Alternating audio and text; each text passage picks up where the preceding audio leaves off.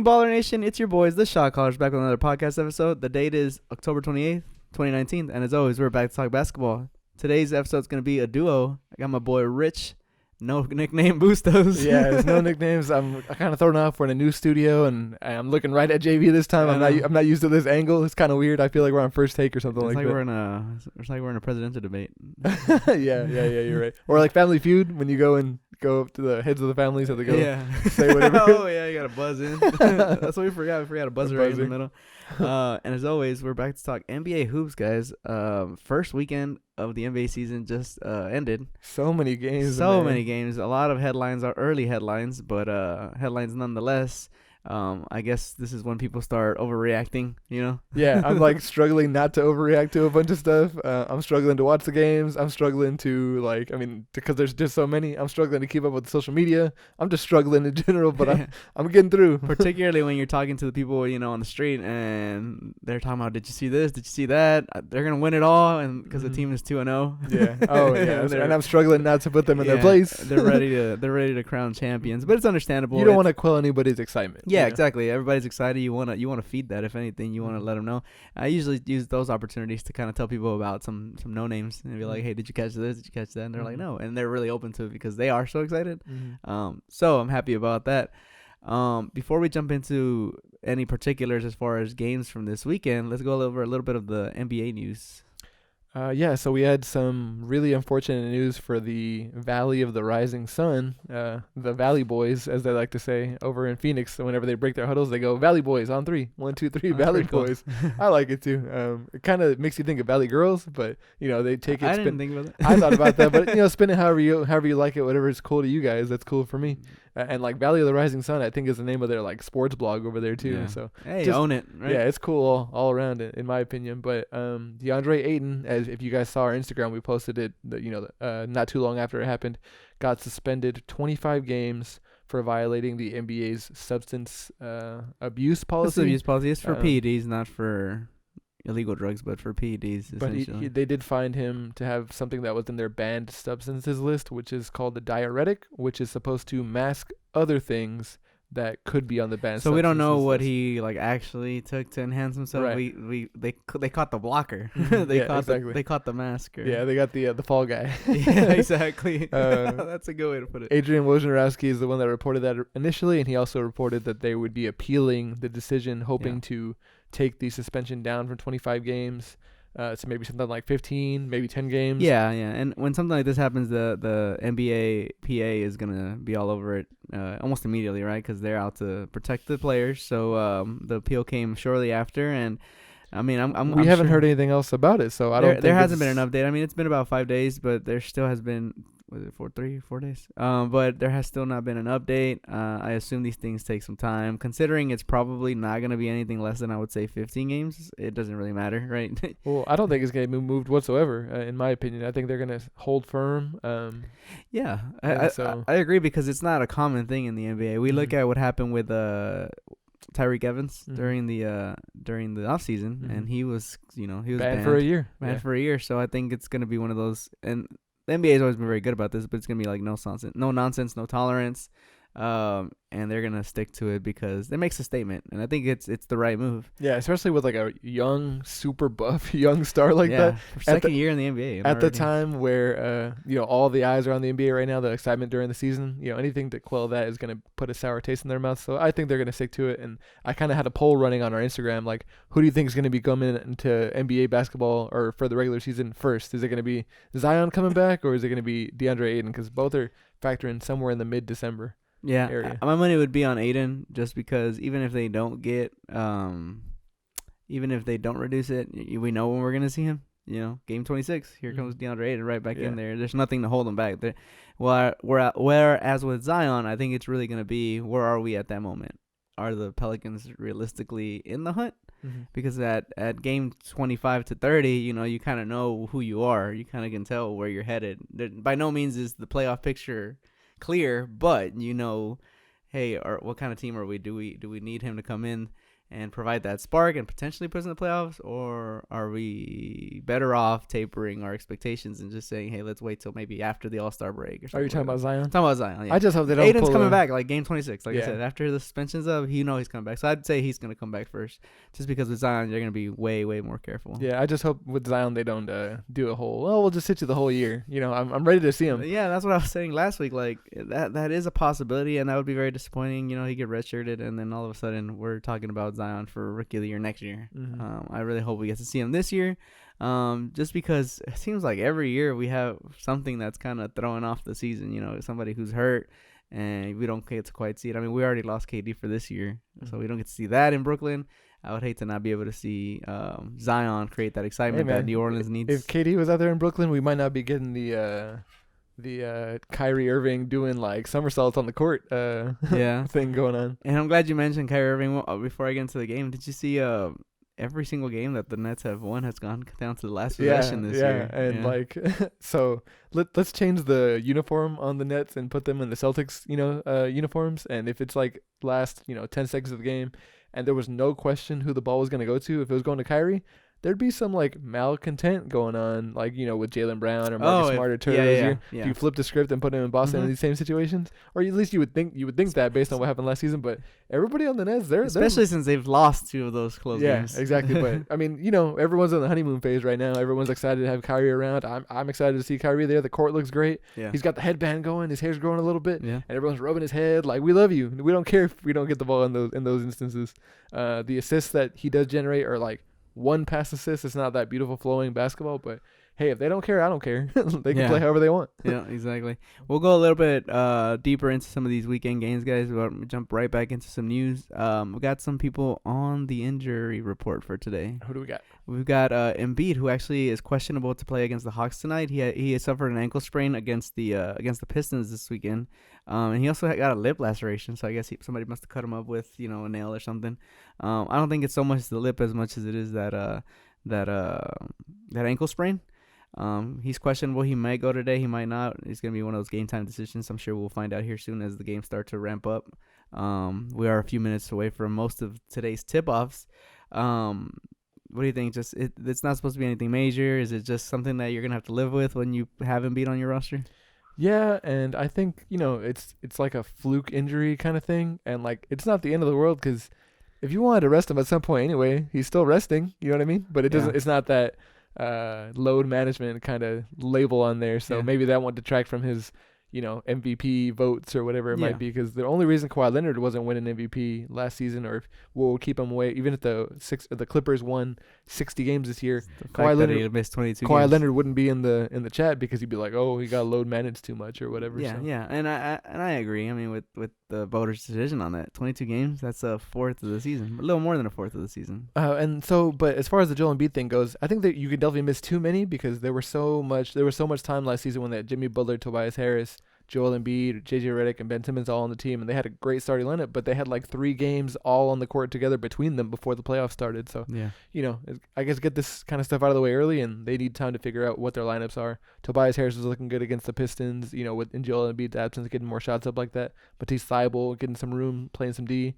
So Al Horford, the big question, I think I tweeted it out from our account on the weekend too, was the team was such a negative when Joel Embiid wasn't there. Yeah, they need reps as well. Yeah, their when defensive rating shot up. And for people who don't understand defensive rating, you want it to be lower. Yeah. So when I say their defensive rating went up, that means they got worse. Yeah, you're scoring on them more. Yeah, exactly. You kind of answered it, but thinking about Joel Embiid's longevity, is it somebody that's is the positive he brings on the court?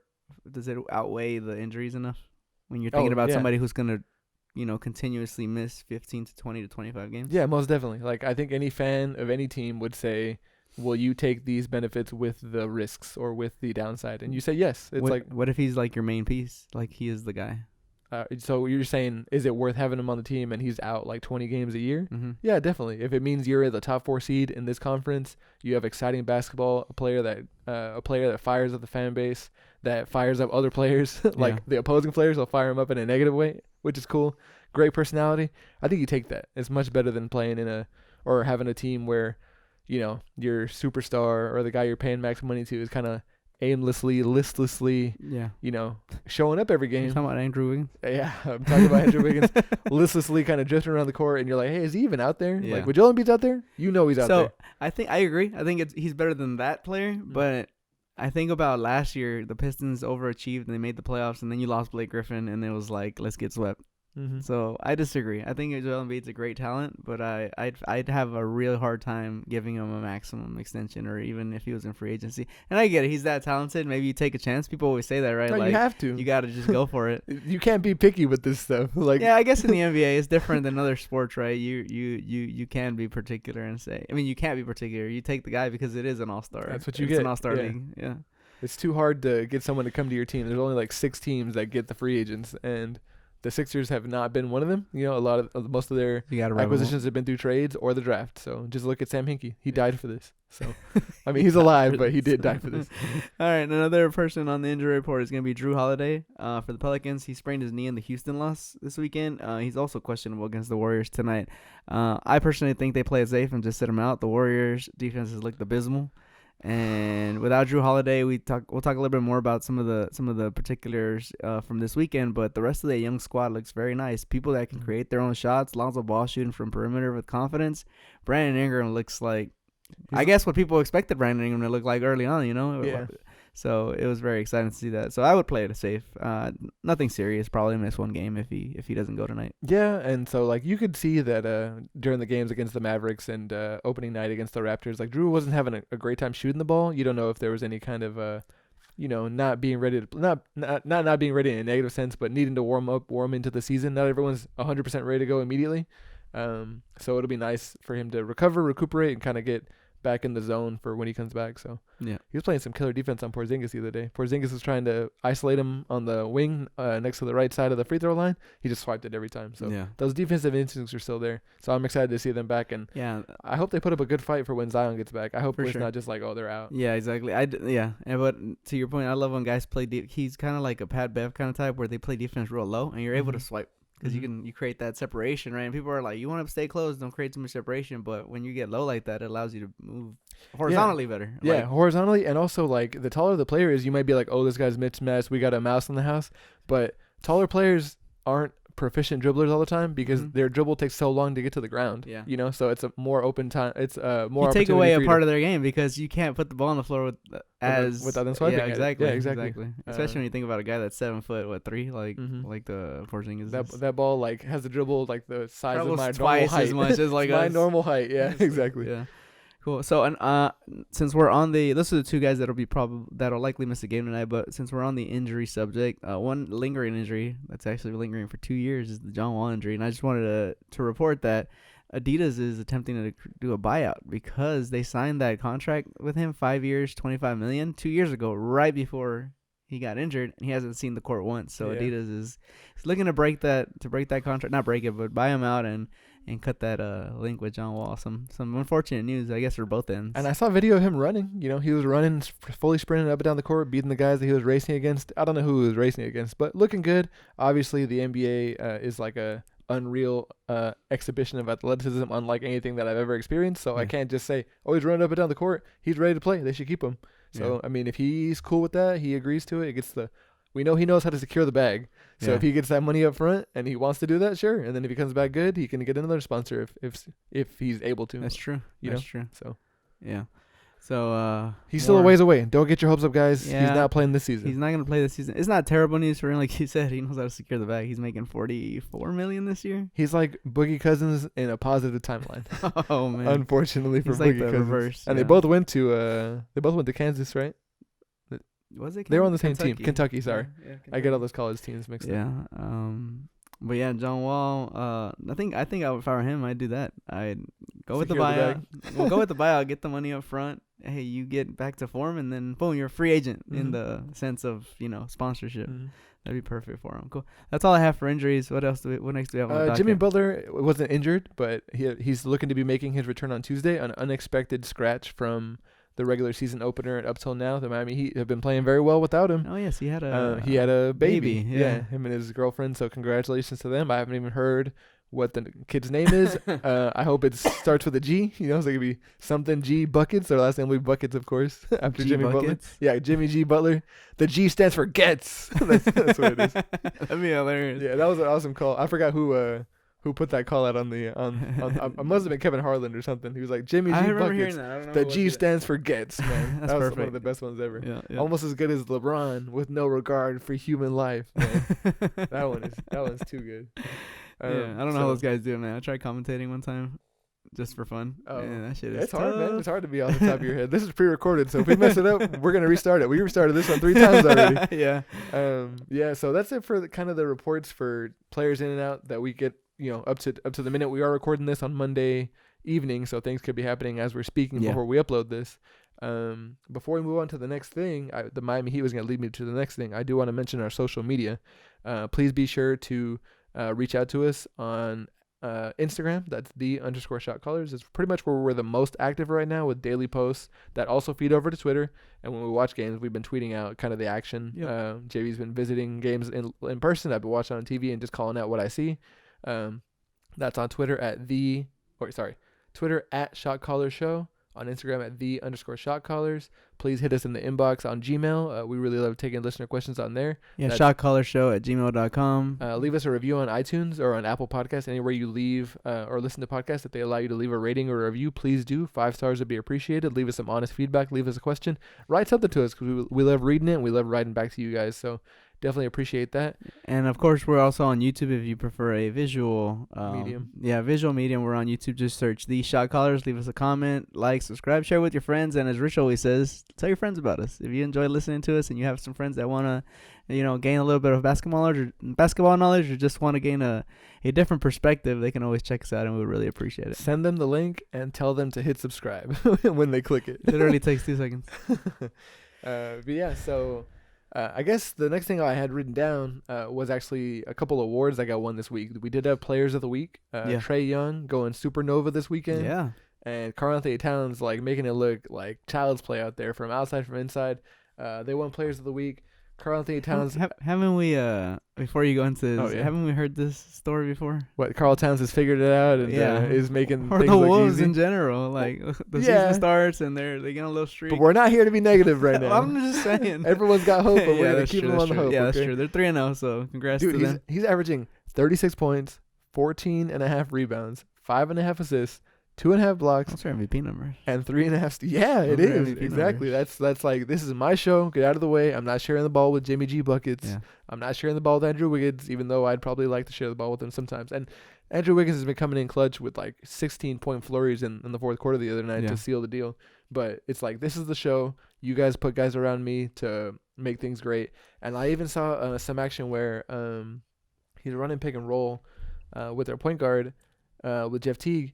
And they're going around the screen, and Jeff Teague attacks to force a switch because Karl-Anthony Towns set the screen. So the big guy gets on Teague, and then the small guy's on Karl-Anthony Towns.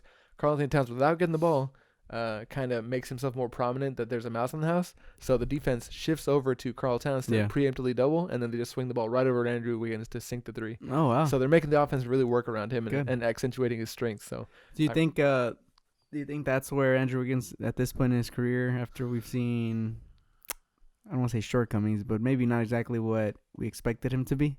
Do you think this is maybe a role that he's starting to kind of catch and shoot threat, kind of off the ball guy? Yeah. So you could say that, but even if you look back at his flurry of 3 back-to-back threes to win the game pull away from the Heat the other day, I think it was on Sunday.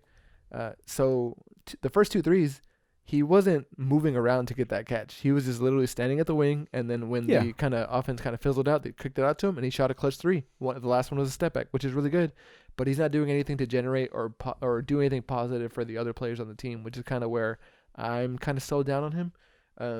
Because he doesn't have that movement that's constantly shifting the defense. He's not benefiting anybody else on the team. He's not causing switches. He's not setting flare screens. None of that stuff. Which exactly. I mean, that's when you get run chicken or get offenses. If 2 guys are gonna run at him, he's gonna shoot over them. He's not gonna pass it out to the open guy. He's not making his teammates improve in that sense. Yeah. Because look, they played 3 games. The Minnesota Timberwolves are 3-0. He's had 1 steal, 1 block, and 2 assists. Wow. And that was all that's total. That's total. Oof, and that was all in one rough. game. That was all against the Hornets. That's a rough. So what are the other 2 games? They're offers. He's just kind of floating around out there, man. Wow. And that's the guy making maximum money for your team. That's more of like what a guy off the bench would do. Right. You Exactly. know, you That's bring like him your in, 6 man, your yeah, heater. exactly. The heater. You bring him in. Yeah. Exactly. If Lou Williams did that, sucks. that's cool. You know? Yeah. That's a bonus. Lou Williams isn't making max money. Exactly. He's making like $6 million a year, man. Wow. They did him a favor and guaranteed so he's that not $6 million. figuring it out, is what you're telling me.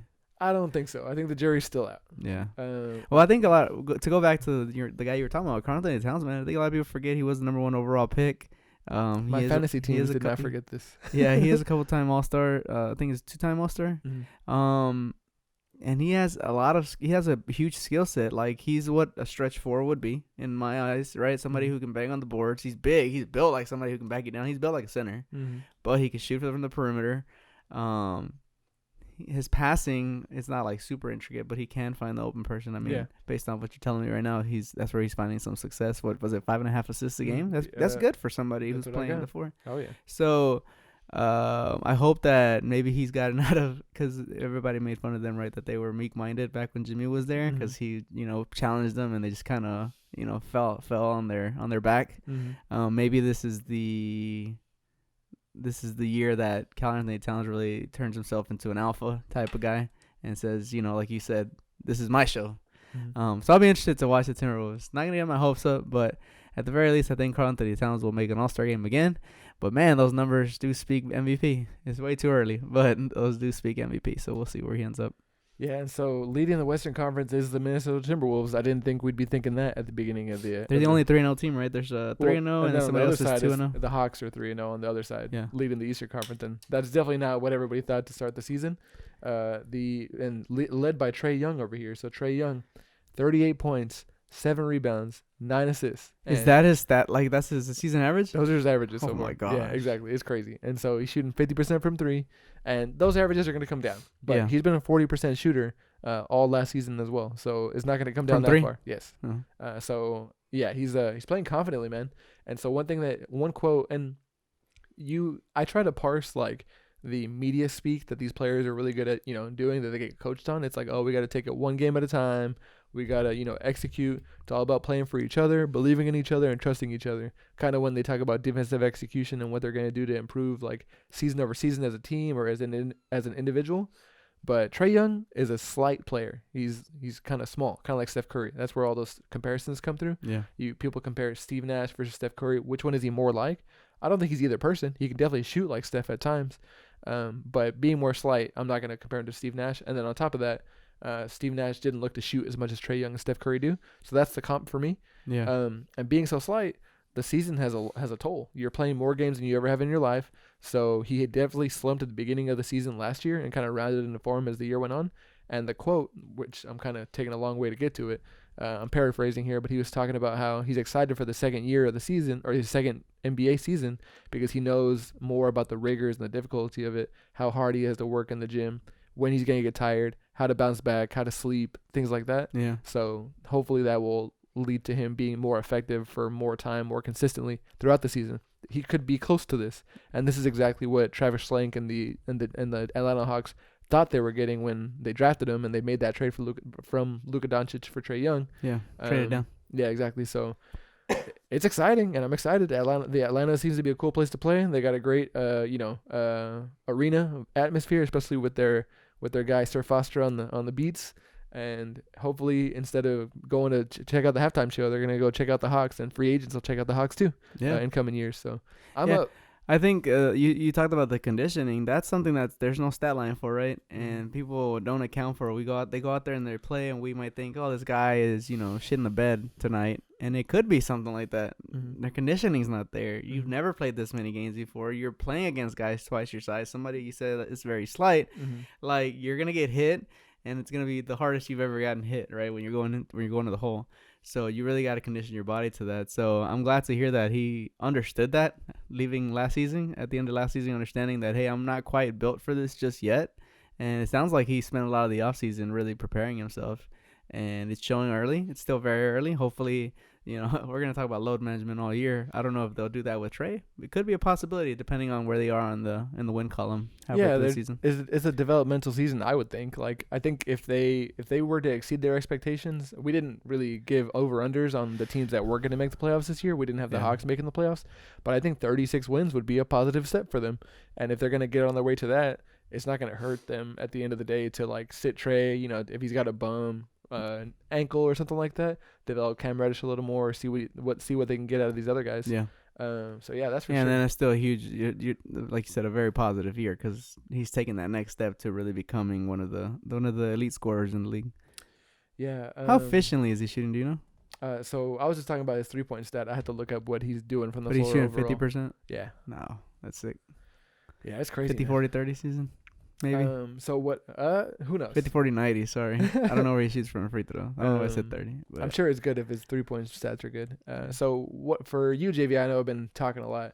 What stood out to you the most this weekend from the games that you were able to catch up on? So the biggest thing that stood out for me is the Pelicans. Like I talked about a little bit. I think when Zion went down, everybody was like, "Oh, they wrote him off completely." And I'm not sitting here and starting a champion for the Pelicans making the playoffs. Mm-hmm. But I don't think a lot of people thought they would put up the fight that they have. In the opener against Toronto, they led at the end of the game. Ultimately, Toronto pulled away. It was still a very close game at the very end. I think they just don't have that finisher just yet. But it could be somebody like Josh Hart. I could see developing into that role, somebody who can be a real finisher alongside Lonzo. Mm-hmm. Brandon Ingram's really coming into his own. I think we're finally seeing what people saw in Brandon Ingram early. He's built very long. So he's able to get around over shooters. He's able to shoot over defenders, very easily. I liked watching him against Houston this weekend, despite them losing. When you're playing against a team like Houston, whose defense did improve last year, and it's still solid this year. I just like the confidence he shot with. He'd shooting off the dribble. He was playing ISO. But he was also being smart. He's dishing it out to Lonzo. Lonzo, like I said, is shooting way more confident from the perimeter. I don't have his numbers right in front of me, but it was just a breath of fresh air to see these guys playing with confidence despite not having much tenureship. Mm-hmm. So I'm glad that they didn't just say, hey, and it could be partly because they lost Zion that they're like, let's just throw it out there and see what happens. But I did see a lot of different lineups. Like I said, the starting lineup from the first game against the Raptors wasn't the same as it was against the Rockets. Mm-hmm. They went a little bit bigger against the Rockets. But excuse me. That's probably what stood out the most. The fact that as deep as we talk about the West being, and as down as everybody was on the Pelicans because they lost Zion, it's still exciting, very exciting basketball out of New Orleans. And I can definitely see whoever steps up and really takes the reins of that team could potentially be an all-star as long as they get enough wins. I'm not sure who's going to be yet. It looks like it's probably going to be Brandon Ingram. Excuse me.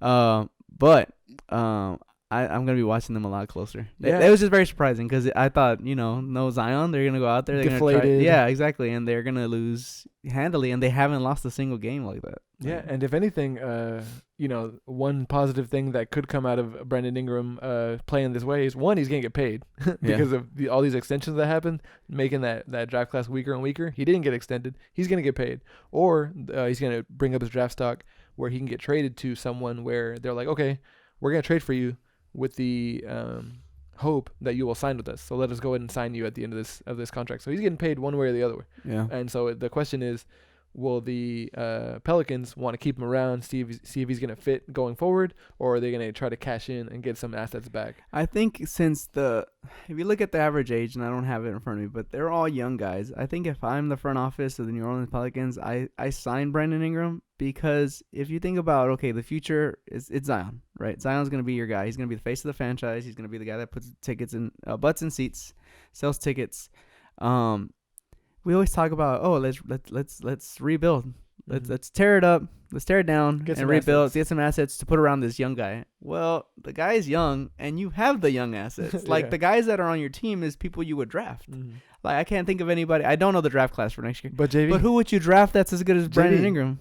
Brandon Ingram is Brandon Ingram, but a 2020 draft pick, that could be anybody. anything. It could even be Brandon Ingram. Yeah, You we've just all don't heard know. that one. You don't know what the pick's gonna be, and that's what I'm saying. So where's the logic in saying let's build up his value, let's develop him, something that the Lakers weren't able to do, obviously mostly because of injury or the blood clots, right? It was blood clots. Yeah. It's unfortunate, but now he's in a position where he can play. You're putting his talents on exhibition, and yeah, the rest of the league is going to be able to see that and say, hey, this guy looks good. Maybe we trade for him. And yeah, you get more assets, but more assets for what? To put young guys like Brandon Ingram around Zion. You could get draft picks to trade for a second person or a third person or a third guy in the rotation that plays behind Zion. But yeah, I get what you mean. Okay, but give me a 4 other than the clear stars. Somebody who realistically would get traded to Portland. That's better. To New Orleans. That's better than Brandon Ingram. I mean, this is very premature because we haven't seen a lot of Brandon Ingram. But just watching him this weekend, he can play the 4. He can defend. He's not a great defender, but he can get on the perimeter and defend because he is fairly quick. And then on offense, like I say, he's shooting with a lot of confidence. He can shoot over guys. He can get around guys. He has a spin move, which is nice. I don't know if you saw that. Mm-hmm. So he can create his own shot. Who are you going to go trade for that anybody would even give you that's going to just be able to do that? And he's only going to get better. Zion's not like the promised one just yet. He's still going to develop into that. He's not going to be LeBron James tomorrow or as soon as he gets back on the court. So why would you blow it up and say, hey, let's go get a bunch of new guys and see if they're any good for Zion? And now you're sitting in the same predicament you were with Anthony Davis, where it's like, we got to get somebody around him. And then hopefully another Boogie Cousins falls on your lap. And no, that's fair. I get what you mean as far as that goes, but I just feel like if Zion Williams is going to have the ball so much and Brandon Ingram is also really relying on having the ball to run his offense and kind of get to his spots and try to shoot some contested twos, if there's somebody that wants to give you a good deal for him at the end of this year, you take it. Because that way you can get somebody that's a little bit better at shooting from the three-point line. And it's not a guarantee that he's going to improve year over year. He could slump very easily after the All-Star break. We don't know. He's not a known commodity. We don't know about his health going forward. There's a lot of question marks. So I'm just saying it's a possibility. Couldn't you keep, if I'm not mistaken, because I don't have his contract, but I'm pretty sure you could QO him, right? And have him next year. I don't think so. Yeah. Give him a qualifying offer? Yeah, for next year. He's on. And be a restricted free agent? Yeah, at the end of next year. No, I think this is free agent period. Okay, he's completely gone? Okay. Yeah. Got you. And that I still think you try to extend him before the season ends. Well, and then it depends on how highly they value him as far as what kind of money they want to pay him when he comes back. They might not want to pay him the max. Somebody else is going to pay him the max. Memphis, the Knicks. Yes. Yeah. The Knicks, Memphis. That's sort of the problem. Yeah, exactly. So David Griffin is a smart guy. Cleveland, he doesn't want them to max him out and take his player. He's going to trade him if he can. Yeah. So there's a lot of things in going that into sense, play. yeah. If you feel like he's going to fetch max money, then if he plays like this, he's gonna. Yeah. And if you don't want to pay that for whatever reason, because these are the guys that have the most information as far as his medicals and how his work ethic and where they project he'll go at the end of that length of the new contract that he's going to pay, they could easily reason to want to trade him. Yeah. But anyway, this is not the New Orleans podcast. As cool as they are. That's just what stood out.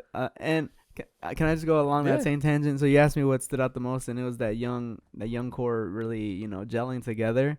Another young duo that you and I both actually don't have in the playoffs, and it's still the jury's still out. Is very early. Frank Kaminsky. Oh, go ahead. Sorry, it's not Frank Kaminsky. No, not Frank Kaminsky. We'll get back to the next year in a second, though.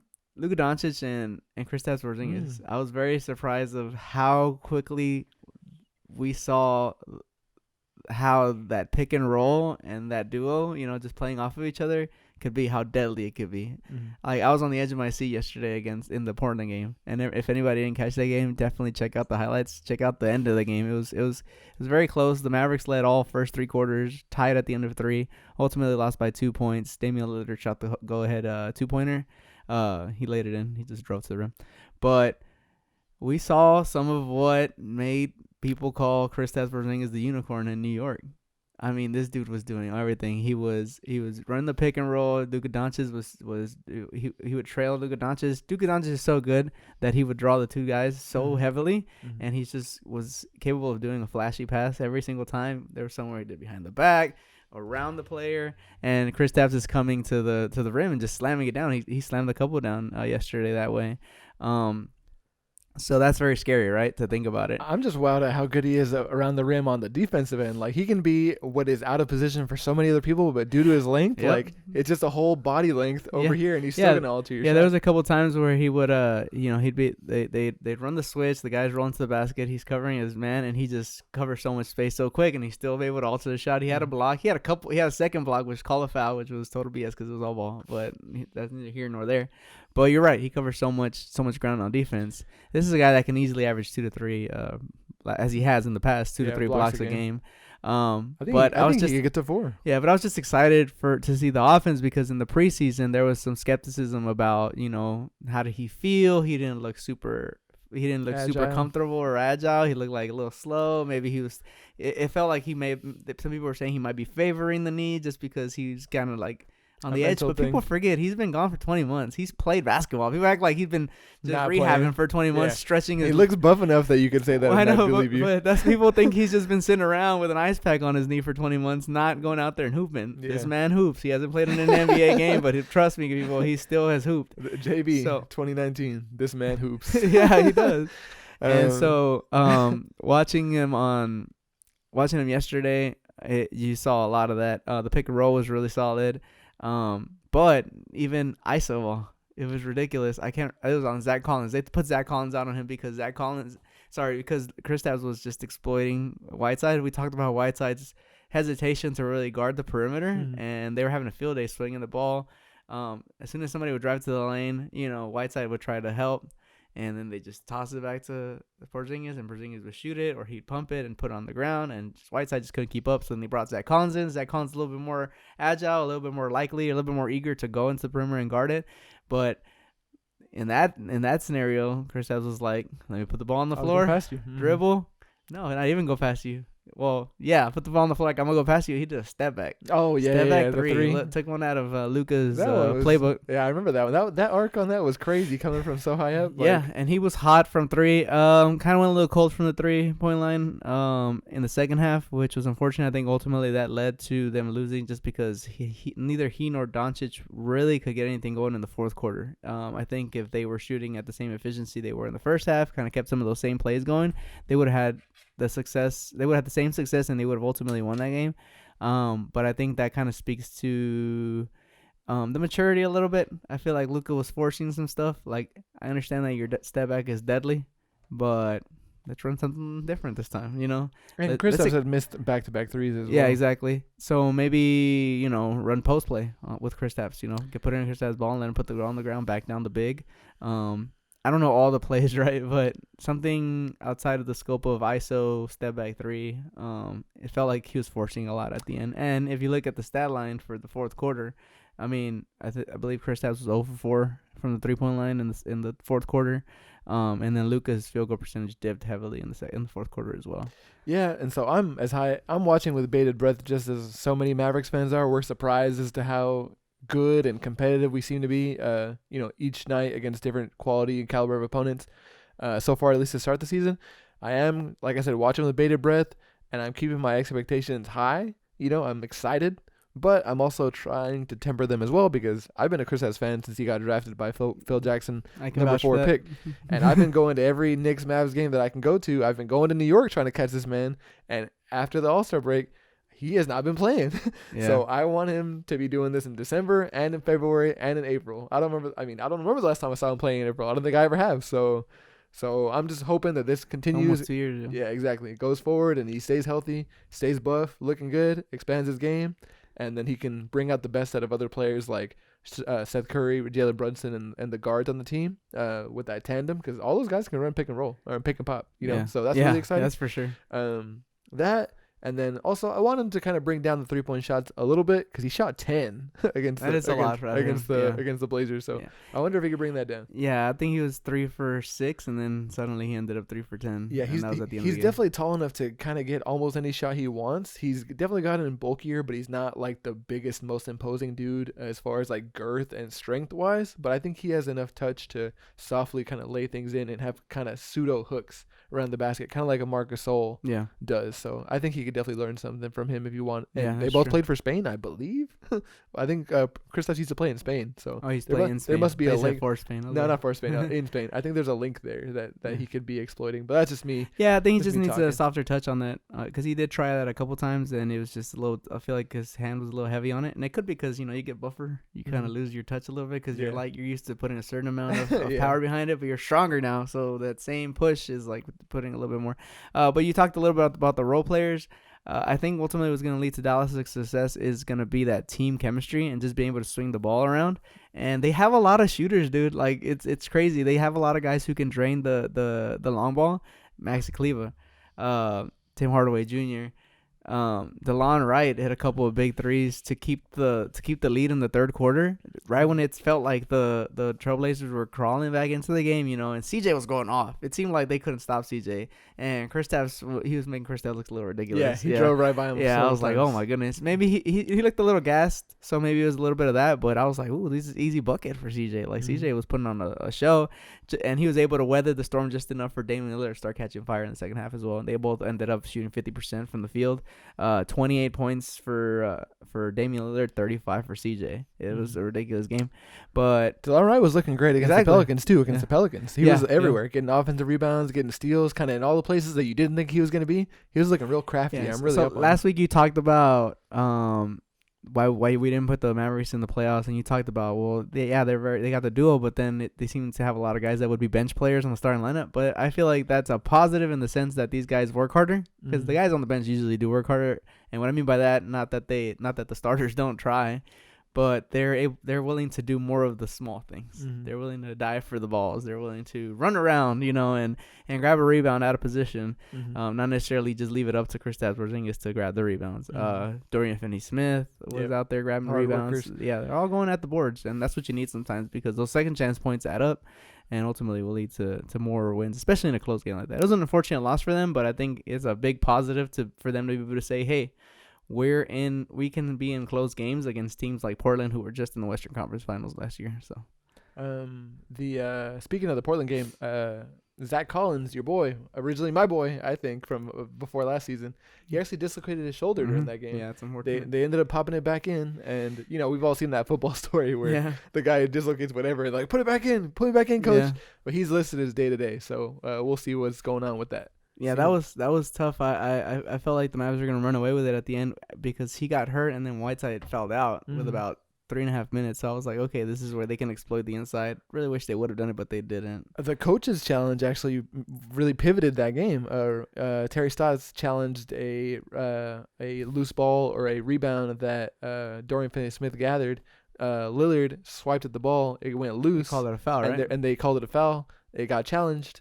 And then they ended up overturning the call. I think it was, overturned the call, and they called it an inadvertent whistle, which led to a jump ball, which then led to the Mavericks fouling the Portland Trailblazers at the end of the jump ball, which kind of swung things to go Portland's way, which is great. You want it to be the fair outcome, the right outcome. Mark Cuban took exception to it on Twitter, saying that it's totally unfair in the sense that they didn't play that replay for the fans in the arena. So all that the fans knew, not having the announcers at home, was that the ball got overturned the other way, but there was no reason as to why or explanation as to why. Do you have any kind of thoughts on the coach's challenge? I have one simple one. It's an experiment, of course, so I don't think it'll be around forever. But I hate it. No other sport. You hate it? Yeah, no other sport allows you to challenge a call, and for this very reason, right? But the football has the challenge flags. They talked about it, but they don't. You can't challenge. This is new too for this year, obviously for the NFL. But usually when it comes to a penalty, like you can't challenge holding.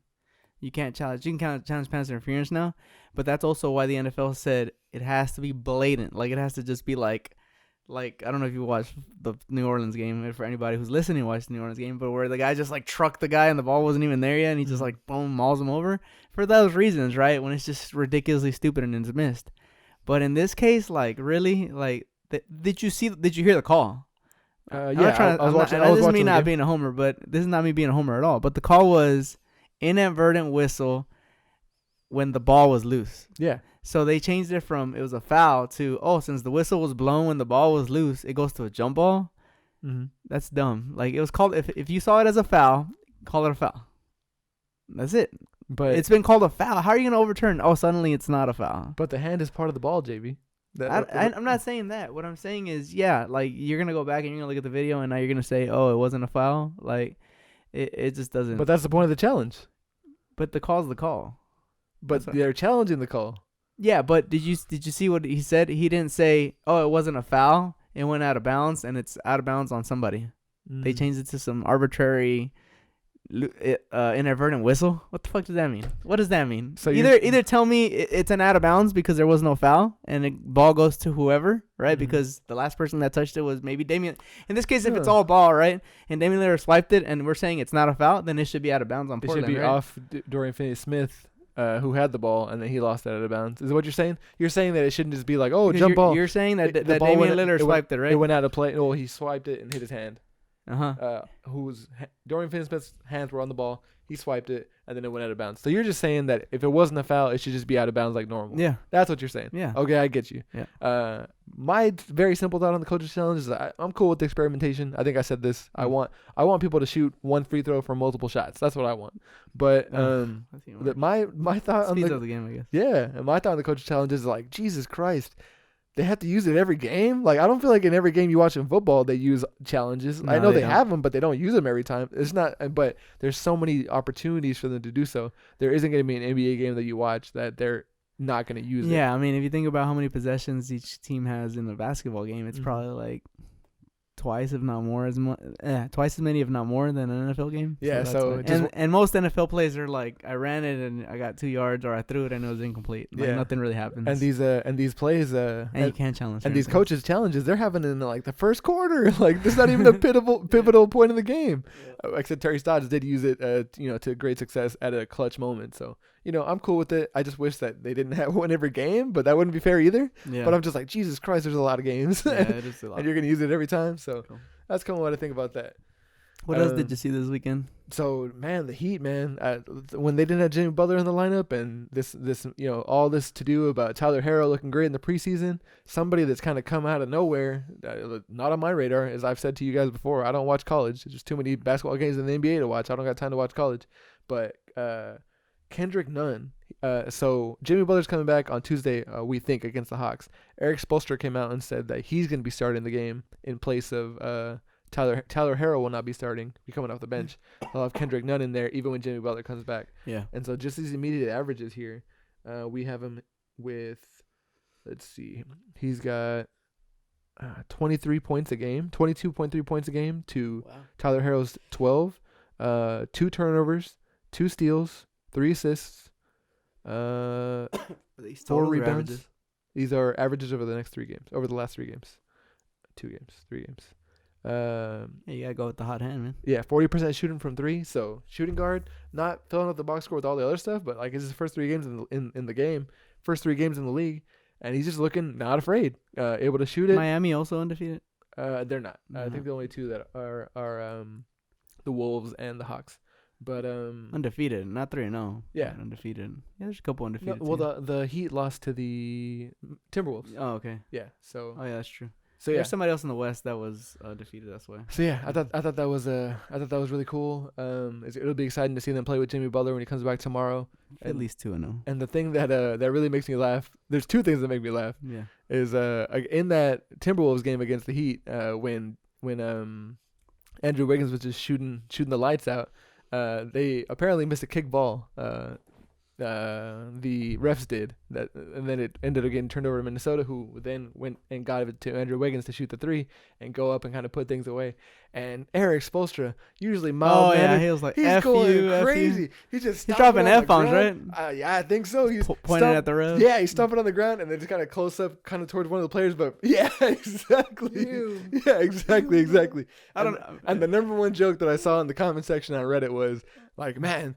That pointed, man. They were saying that they needed to quadruple team Andrew Wiggins, and he's pointing at the defenders to do it. You and you and you and you. But no, he's fucking. He had some very unkind words. Yeah, he's cussing out the rest, man. Speaking of Eric Spoelstra and the Heat, I love their culture, man. Their workman's culture. That your body percentage has to be down this much, below here. Got to have weekly weigh-ins. If you're not in shape, you're not playing. Just look at Dion Waiters, who didn't come on this last road trip. Like, you got to be bought in or you're out of here. Even though they signed him. I mean, Pat Riley, you signed another contract. Don't be surprised. But anyway, the number one quote was after the back-to-back or tomorrow's game, having a quick turnaround. They were saying, "Are you going to be adjusting your lineup to reflect to all these games you've been playing?" And he goes, "We're the Miami Heat. We don't do load management." And I was like, "Damn, yeah, that's tight." I was up on that. Spoelstra said that. Yeah, that's tight. We're the Miami Heat. I was like, "Man, that's tight." Yeah, that's pretty cool. Oh man. So yeah, that's pretty much the things that kind of stood out to me the most. I hope Mike Conley gets back in shape. Finally made a 3 on the Utah home floor, and everybody was cheering for him. He was having a real rough time, real rough go of it, but he's a veteran. He's going to end up bouncing back eventually or getting into the flow of things. New team, first time he's ever played for a team that's not the Grizzlies, so I'm sure he's going to have an adjustment period. Hopefully they bounce back. They got killed by the Lakers the other day. And then the Suns looking pretty good. They beat the Clippers. We thought were going to go 82-0. Yeah. It looked like it, right? You look online, it seemed like nobody could beat the Clippers. That was like the early consensus. But then the lowly, I don't want to call them lowly because they're winning, but the lowly Suns well, those Valley boys look a little ornery, man. Devin Booker was looking good. His averages are right in line with previous years. He's getting some buckets out of cuts. Frank Kaminsky got the start because of DeAndre Ayton. Kaminsky, that dude was in the on the Hornets. He was on the Hornets for a while too. In and out off the what are they called? The Swarm. Yeah. The Greensboro Swarm is what the there's G a whole League documentary is. about him. Yeah, and so Michael Jordan's rolling in his grave, and he's in his grave. He's alive. I know. But anyway, Frank Kaminsky looking good. The Hornets looking good, or the Suns looking good. They just look kind of ornery, man. They got a defensive identity, and so Ricky Rubio was out the other game too, but still looking good. So they could exceed their 30-win mark that I said they were going to exceed. So we'll see. And then I'm up on them too. The last game I want to talk about, I don't know if you have something else, but one game that I want to talk about was OKC versus Golden State. Shai Gilgeous-Alexander? Yeah, Shai Gilgeous-Alexander still looking great. Looking like a trade that's like positive. That's like one of those trades where you're like, both teams won. Everyone's winning. Yeah, for sure. Yeah. Shai Gilgeous-Alexander and Danilo Gallinari both having a game. 21 points from Danilo, 19 points from Shai. Shai also had a big first game. 9 rebounds for him. Shot 57% from the field, 50% from 3 points. So, what more could you ask from the young guard? But they just got off to a hot start. They were up by, I want to say it was about 32 at half. Ultimately ended up winning the game by 32. They interviewed Draymond Green after the game, and they asked him what's going on. And he said, we fucking suck. Yeah, pretty much to paraphrase, we're horrible. We fucking suck. People were making the jokes. They were saying he's going to call Giannis from the parking lot. I didn't see that one. But essentially what I saw there is, what made the Warriors so successful for so many years is their pace, right? They were so good on defense. They were able to get the stops and quickly push the ball up half court. Yes.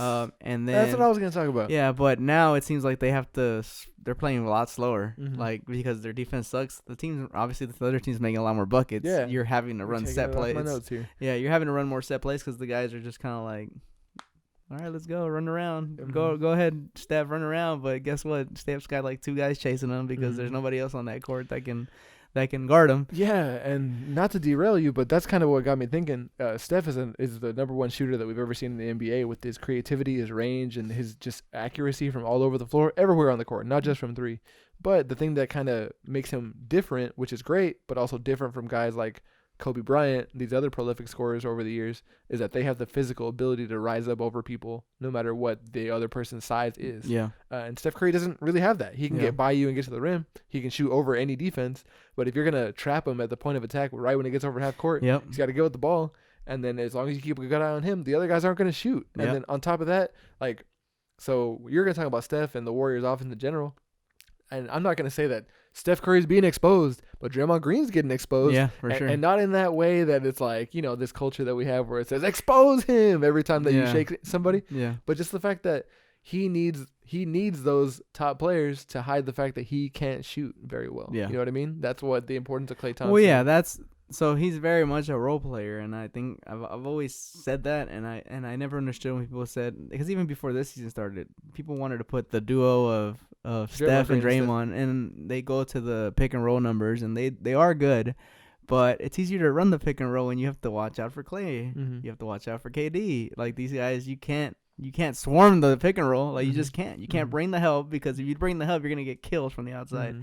And so to your point, yeah, now he's getting slightly exposed because even when you run the pick and roll, what is he going to do? He's going to roll a basket. He's going to run a pick and pop. What is he going to do? He's not going to shoot the ball. Like, it's just not going to happen.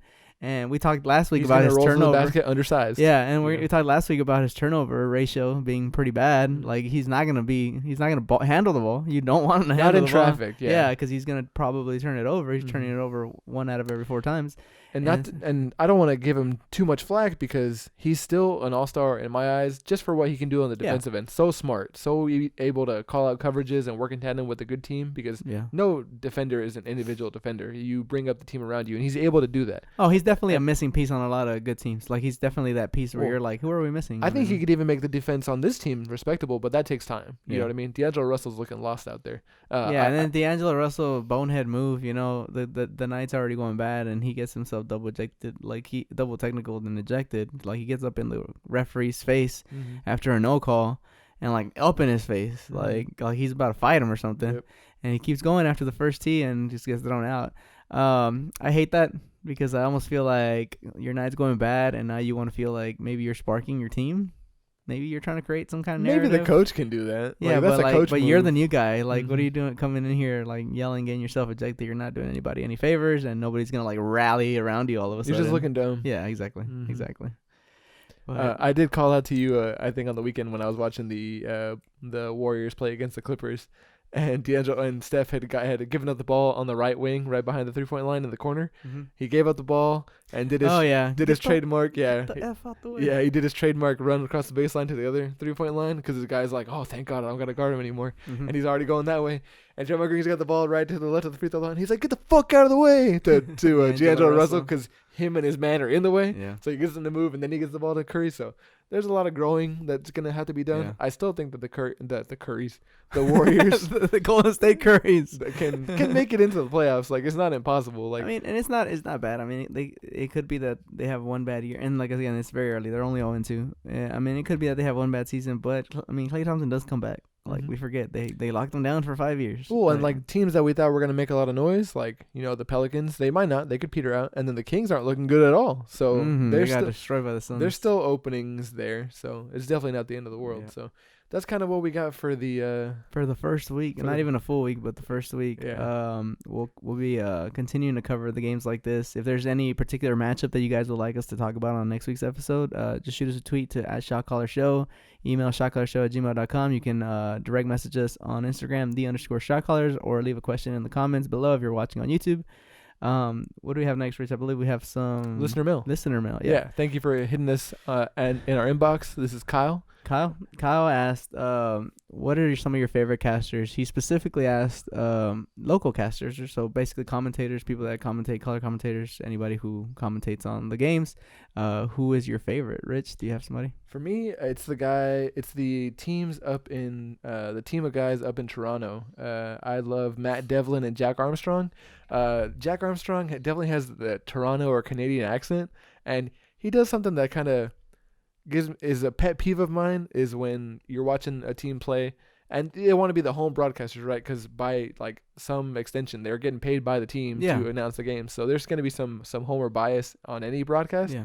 And it creates an excitement for the people that are watching at home. Yeah. But I just feel like when you're calling a game, I think you should call the players by their names on their jersey, by Ginobili instead of Manu, or by Duncan instead of Timmy. You know what I mean? And so that kind of gets my nerves. He does that a little bit, but just in general, I'm a real big fan of any broadcasting team that will be excited about their own team's plays, but also get excited about the opposing team. So if somebody drives home an alley-oop dunk, even if it was LeBron and LeBronto taking over Toronto, they were still getting excited no matter what was going on the court, because it was very evident that they were fans of basketball, not just that team. So that's why they're my favorites, hands down. Yeah. Notable other honorable mentions. I like half the team in Dallas. I like Mark Followill a lot, even though his kind of hype up catchphrases like Luka Magic. I'm not in on Luka Magic, man. So just because you mentioned the Dallas team and I have them here, Chuck Cooperstein and Derek Harper. Oh, the radio team. Yeah, so Chuck will sometimes jump on with Derek Harper. The thing I like about Chuck is he's obviously a man of the game. Like, he knows it analytically, but he also knows it in the practical sense, right? Watching it, being able to see who's doing what. But what I love is that whenever somebody makes a mistake, like if they say something incorrectly, he'll correct it. Like I can't remember exactly what it was yesterday, but Derek Harper made a comment and he like said it's actually this, and that's good, right? Because you don't want somebody to be out there feeding incorrect information, and he doesn't do it in a snarky way because there can be too much of a smartass, right? You can be a smartass even on live TV, and you come off as like that, but he never comes off like that.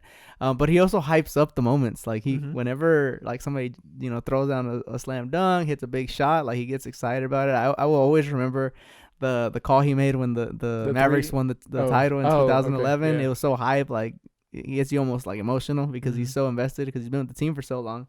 I don't mind the Luka Magic stuff. It is a little corny from Mark Follow, but it's still funny. As a trio, they do a very good job and they feed off of each other.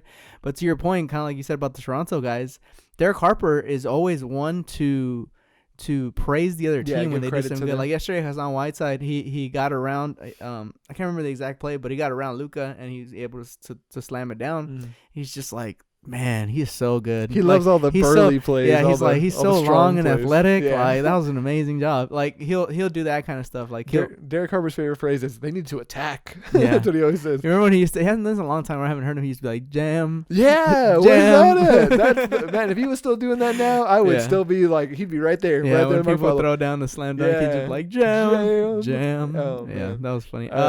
Another guy I like is Mike Breen. He's on the National. He also does the Knicks games. He does the Knicks games, yeah. So I was going to cheat with him, too. But I like him on ABC when he's commentating next to Van Gundy and Mark Jackson. Oh, Mark Jackson. I mean, maybe they make him sound better, but I just like his pop-offs. Yeah. Oh, like, for sure. Bang! Like, it's just, it's simple, right? It's just bang, but it's like, you love to hear it. I listened to a podcast with him, and he was talking about how he was coming up through the New York radio days, and he's like, I need to find a catchphrase. And yes is already taken. Marv Albert. Yeah. So he's like, I had to come up with something else. That's a good one though. So that's a good one. It's perfect. Yeah. Like, everyone remembers that time that Steph Curry came out with back-to-back threes and he goes bang. Then they got the rebound, got a steal, came back around. He was like bang. Like he couldn't even take it anymore. Yeah. He gets super hype. Yeah. Like it's crazy because I think about the other sports and people always give Joe Buck shit because he does the World Series. I'll give him shit too. But it's like a meme almost. Yeah. In baseball and in football, they're like, why are you so boring? Why you're watching the game set? It could be Game 7 of the World Series, last out. Guy hits a grand slam to go ahead, and he's just so like formal. Yeah, and he's just like, it's going, it's out of here. The Yankees have won the World Series for the 28th time. Yeah, exactly. The championship is back, and it's like, dude, get hype. This is like history. Yep. And so that's what I like about him. It's like every moment, even like the small ones. And obviously there's more opportunities in basketball, but if anything, you would think that would dilute it, right? But it's always like he's always on. Yeah. And so I like that. It makes me laugh when you hear guys that are so captured by the play that, like, there's guys that are good at being in the moment and saying, okay, this is the momentous thing I have to say. Like, and so, like, when the Mavericks won the championship, they said, the Mavericks have scaled the NBA mountain and planted their flag. But if you didn't, if you weren't ready for that, and even in a smaller game, like an overtime win or a huge dunk, like when LeBron almost dunked on Draymond Green in that moment, he got fouled. Yeah. Sometimes both guys will just be like, oh yeah, those are some of the best ones. Yeah, I love that too. Yeah, it's some natural excitement, you know. And those are good though. Obviously, you need those, right? Those calls. Yeah. There's always the call for moments like that. But there's also like those unexpected moments where you're just like, what just happened? Exactly. Yeah.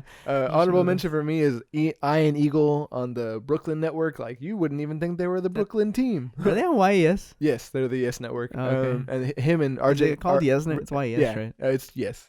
It's called Yes. I promise, yeah. It's not an acronym. No. I always used to think it was like Yankees Entertainment Sports. Or something. Yeah, because the Yankees play on there. So I was like, I thought it was a Yankee thing. No, it might be like, it might stand for something, but they pronounce it the Yes Network. And then Richard Jefferson just joined them last season. And I think he's really cool because he gives us a lot of like background information on what they're thinking. That's another reason that I like Jalen Rose a lot. Just he doesn't commentate on NBA games, but I just love hearing any tidbit of background information that I can get about the NBA, stuff that you don't hear in the media scrubs. He usually tends to make like almost like a historic reference. He'll be like, this person, and he'll like reference when he was in the league, or Chauncey Billups was blah blah blah, or blah blah blah used to do this.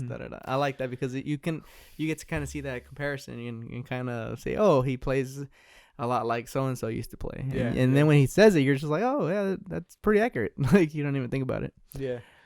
Guys that get on my nerves, Mark Jackson. Like I said, I tweeted this the His other little day. quirks are funny. I know Andre loves them. Yeah, and But if he that's was about here, it. Andre's rolling in his grave. Like now he knows that we're talking about him. But man, like if he can, I tweeted this the other day. Is it possible for Mark Jackson to say the word energy without saying the word effort right afterward? He's like, it takes energy and effort to do this. Like every time, energy and effort. And so man, that gets on my nerves. The guys in San Antonio get on my nerves because they do that first name thing that I said that commentators do that I don't like. Yeah. But otherwise, as long as you enjoy the game, I'm cool with it. I miss the guy in LA that said bingo every time the Clippers made a shot. Bingo. Yeah, so that's awesome. Cool. Yeah, thanks for the question, Kyle. Thank you, Kyle. If you would like for us to feature your question, send us a message to shotcallersshow@gmail.com. Do like Kyle did and send us a message on Twitter @shotcallersshow. You can also reach us on Instagram, _shotcallers. And, of course, leave a comment on the comment section below if you're watching us on YouTube, and we will get to those. I don't think there's a question we haven't covered, so we're very thorough when it comes to getting you. I mean, we don't get a ton of questions, so if you get in line, we will make sure to cover your question. We do have one in the mailbag for next week. Oh, yeah, I was waiting for Andre to come to the show for us. Okay. You want to get Andre's perspective? Yeah. Sweet. Again, we appreciate Kyle. Always an avid listener, and always keep them coming. We never get tired of hearing from you guys. Do you have anything else on the docket, Rich? No, I think we've exhausted it. We got to go watch some games. Yeah, we got to go catch some more games, guys. So we're going to go ahead and do that. A lot of basketball. First weekend in. Most games played is 3. Yeah. So we've still got 79 left to go. We have 7 days of games to watch 7 days of games instead of what we just watched. Yeah. So 7 days of games coming up. I guess maybe once we get to like quarter through the season, we'll start kind of talking about early kind of standouts. Milestones. Yeah, exactly. Standouts. Of course, we'll have like players of the month at that point. So it'll be pretty cool to cover that. But it's been a lot of fun. It was exactly what we anticipated. Some surprises for sure, some upsets, but that just makes it that much better. Dude, Jay Morant, or Jay Crowder, I mean.